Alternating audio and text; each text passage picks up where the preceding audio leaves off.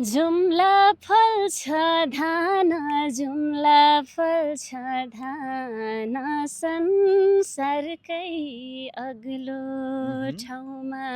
दर्शकबिन नमस्कार, म प्रेमराज लामिछाने। यति बेला म सुन्दर जिल्ला जुम्लामा आइपुगेको छु। साँच्चीकै जुम्ला सुन्दर छ, हराभरा छ, रमणीय छ। यति बेला जुम्ला आइपुग्दाखेरि मसँग भेट भएको छ जुम्लाकी शान सुमधुर आवाजकी धनी गायिका बहिनी पञ्चकली बुढासँग। आउनुहोस्, जुम्लाको विषयमा थोरै उहाँसँग कुराकानी गर्छु र उहाँको आवाज पनि हामीले सुन्नेछौँ। बहिनी, स्वागत छ यहाँलाई। हस्, धन्यवाद। जुम्ला आउँदाखेरि साँच्चीकै मलाई चाहिँ एकदमै आनन्द लागिरहेको छ। जुम्ला कस्तो छ खासमा? जुम्ला त स्वर्गको एउटा टुक्रा नै हो। असाध्यै सुन्दर छ। यहाँको मान्छेलाई फर्किन पनि गाह्रो गाह्रो नै लाग्छ। यहाँ आइसकेपछि एउटा मोहनी लगाउँछ होइन जुम्लाले? हजुर, एकदमै मोहनी नै लगाउँछ। बरु हजुरलाई जुम्ला कस्तो लाग्यो? साँच्चीकै मलाई चाहिँ स्वर्गको टुक्रा जस्तै लाग्यो, किनभने यहाँका मानिसहरू पनि अति प्यारा हुनुहुँदो रहेछ। जहाँ गए पनि आउनुहोस् बसम खाम भन्ने यहाँको जुन व्यवहार छ त्यो देख्दाखेरि मन प्रसन्न भयो मेरो चाहिँ। हजुर, हजुरलाई जुम्लामा स्वागत छ। विभिन्न ठाउँहरू छ घुम्ने, धेरै ठाउँ घुमेर पनि जानुहोस्। यहाँको मान्छेसँग घुलमिल हुनुहोस्। अझै निकै राम्रो हुनुहुन्छ। गाउँतिरको झनै प्यारो हुनुहुन्छ मान्छेहरू पनि। अहिले चाहिँ हजुर कता बस्नुहुन्छ? म बस्ने होइन, नजिकै नजिकै बजार। है। हजुर, ठ्याक्कै अहिले हामी चाहिँ बिहानको मौसममा छौँ र भर्खरै चन्दननाथ मन्दिरको दर्शन पनि गऱ्यौँ होइन? हजुर। के छन् यहाँका अलिकति पर्यटकीय क्षेत्रहरू चाहिँ? अब हाम्रो जुम्लाको यो चन्दननाथ भैरवनाथ मन्दिर जो पनि आइसकेपछि यहाँ दर्शन गरेर जानुहुन्छ। एउटा पर्यटकीय क्षेत्र चन्दननाथ भैरवनाथ पनि छँदैछ। अर्को चाहिँ हाम्रो अब यहाँ डुडुल चैत्य जसलाई गुम्बा भनिन्छ त्यहाँ भयो होइन। त्यसपछि यो विभिन्न ठाउँहरू छ। भित्र गयो भने गुठी चौर पर्यो। अब हाम्रो सिजा खस साम्राज्यको उत्पत्ति थलो भइहाल्यो होइन। अनि यो लगतै हाम्रो यो धिमी भयो। अब कर्णाली स्वास्थ्य विज्ञान प्रतिष्ठान जस्ता MBBS पढाइ हुने विभिन्न खालका यहाँ अहिले हाम्रो शिक्षाको उत्पादनदेखि लिएर हरेक क्षेत्रहरू छ। उत्तिकै ठाउँ हेर्दा पनि रमाइलो होइन। अब यहाँको उत्पादन हेर्ने हो भने अर्ग्यानिक स्याउको जुम्ला भनेर पनि चिनिन्छ। अर्को कालीमार्सी धान विश्वकै अग्लो स्थानमा फल्ने, जो चाहिँ हाम्रो पातरासी गाउँपालिकाको छुमा जिउला 2850 मिटरको उचाइमा पर्छ।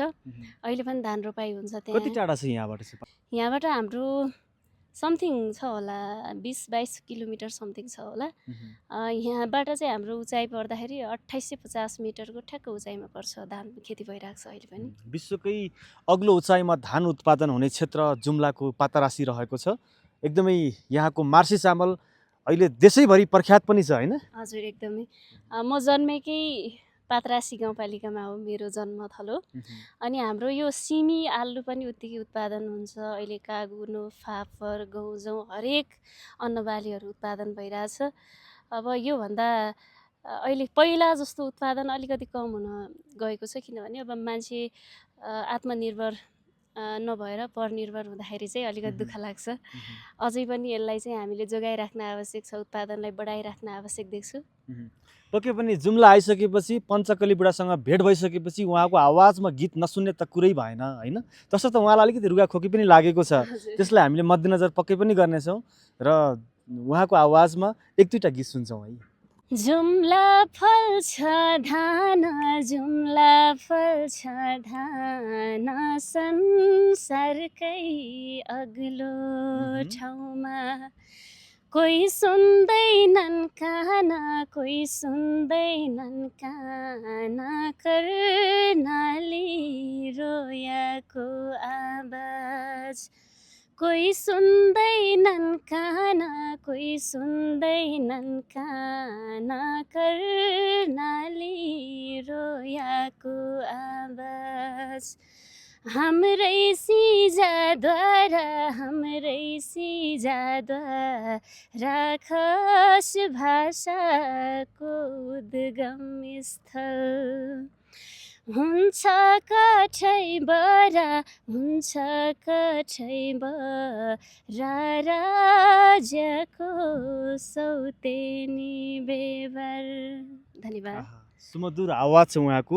अर्को एउटा गीत सुन्न मिल्छ? यो गीत त तपाईँले गाउनु भएको गीतले तपाईँलाई धेरै चिनाएको पनि छ नि होइन? हजुर, एकदम सम्झिन्छु। यो गीतले मलाई एकदम धेरै चिनाएको छ। अब यस्तो खाले गीतहरू अलि लाइभ पनि गाएको छु, अन्य गीतहरू पनि छ। एउटा अर्को गीत छ मेरो अफिसियल गीत नै हो। डाँफ्यालेका डाँफ्या बस्यो बाजो हाय हाय सुन्दर कर्णाली चङ्खेली चिल बस्यो हाय हाय सुन्दर कर्णाली चङ्खेली चिल बस्यो बाजका मसिना बोली बाजो हाय हाय सुन्दर कर्णाली मुटुमा खिल बस्यो हाय हाय सुन्दर कर्णाली मुटुमा खिल बस्यो। धन्यवाद। आहा, अति मिठो आवाज यहाँको पानी खाएरै हुर्किनु भयो होइन? यही पानीको के हजुर रिजल्ट त होला होइन? हजुर एकदमै पातरासी हिमालबाट बगेको पानी खाइयो पातरासीमा उत्पादन भएको अर्ग्यानिक खाना खाइयो होइन सायद त्यसैको फल होला। हजुरको घर परिवारमा चाहिँ को हुनुहुन्छ? मेरो घर परिवारमा अहिले आमा बुवा भाइ म 4 जना छौँ अनि दिदीहरूले बिहा गर्नुभयो। तपाईँ चाहिँ बिहे गर्नु भएको छैन? होइन हजुर ढिलो चाँडो समय आउला होइन? आउला नि हजुर। ठिक छ, अब तपाईँ अहिले जुम्लामा हुनुहुन्छ, काठमाडौँ जानु भएको छैन कि अथवा तपाईँ यहीँ कामकाजले हो अथवा के छ खासमा? किनभने तपाईँको आवाज लाखौँ दर्शक श्रोताले सुनिसकेपछि तपाईँको आवाजमा अरू पनि गीत सुन्न चाहनुहुन्छ नि त दर्शकहरूले? एकदम चाहनु भएको छ, धेरैले मलाई भन्नु पनि हुन्छ। अब अहिले आफ्नो कार्यव्यस्तता पढाइले गर्दा पनि म जुम्लामै छु, जान पाएको छैन। अब जहाँसम्म अब यो अबको केही टाइममा मेरो इक्जाम पनि आउँदैछ, त्यो सक्यो भनेपछि जान सक्छु होइन। अहिले हालको लागि चाहिँ अब जुम्लामै छ बसाइ, आफ्नो पढाइलाई पनि निरन्तरता दिनैपर्छ नै होइन। अब कामको सिलसिलामा अब यतै छु अहिले नै होइन। ठिक छ, अब जुम्ला घुम्न आउने आम पर्यटनहरूलाई के भन्न चाहनुहुन्छ? तपाईँहरू आउनुभयो भने एकपटक अवश्य पनि हाम्रो जुम्लामा आइसकेपछि चन्द्रनाथ भैरवनाथ मन्दिरको दर्शन गर्नुहोस्, गुम्बा जानुहोस् होइन, गोटीचौर जानुहोस्, पातरासीको छुमझिउला पुग्नुहोस्, त्यो लगतै हाम्रो खाली अब धिमी चौरहरू जस्ता ठुला विभिन्न पर्यटकीय स्थलहरू छन् होइन।